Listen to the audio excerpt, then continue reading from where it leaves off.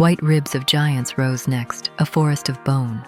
The wind played them like pipes, a low dirge that followed her footsteps. Fresh prints, not hers, marched ahead through the dust. She drew steel, followed them deeper, and smiled when they vanished into nothing. An oasis waited after that. Black sand framed one perfect circle of water. Above it hung an hourglass the size of a house. Every swallow she took would steal a minute from forever. Ilara knelt, took 3 careful sips, then rose and left the rest shimmering behind her. Some things were more beautiful when they were allowed to die.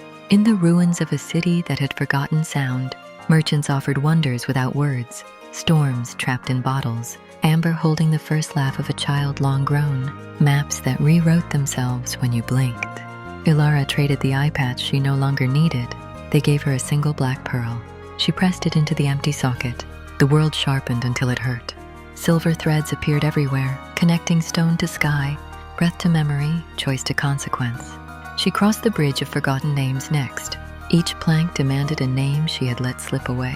Childhood dogs, first loves, enemies she'd once hated enough to remember. Halfway across the chasm, she was weeping and grinning at once. When every name was spent, she spoke her own like a dare. Ilara Voss, who used to be afraid of endings.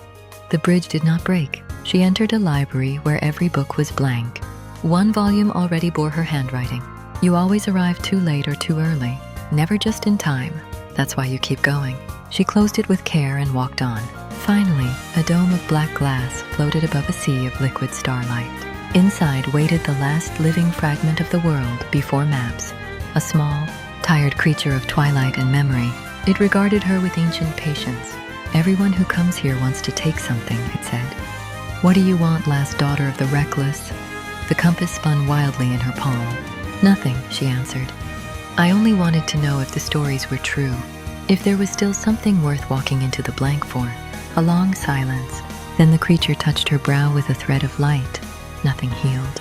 Nothing broke. Something simply continued.